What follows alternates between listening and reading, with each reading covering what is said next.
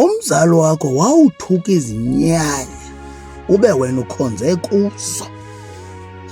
Yemfana sumnika nesenti, hayi sumnika imali, ngoba kaloku eleke umnika imali kusokuthi pam kwakho ibhizinesi le uyenzayo, eleke upha yena imali pam imali, kodwa wawukuhlala ungamphi imali khona, wawupha nje yena mali phelile ngoba kaloku afuni ezinyanya kakade ziza ngale mali. Hayi into mawuyenza, icebo sendikunika lona, thenga ukutya, uthenga ezaa combos kwezi shophu uyokubeka phaa kuye endlini.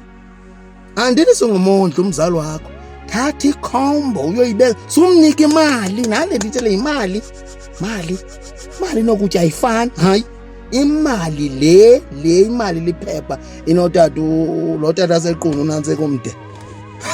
Sumnika nesenti, uyawuxaka uba yima ndikwathini na, eleke ndiphumama okanye utata andinayo nesenti, ngoba kaloku uthuka ezinyanya, thuka iibhokhwe ezityiwayo ngabantu. Ube nayo nomnika imali, wow.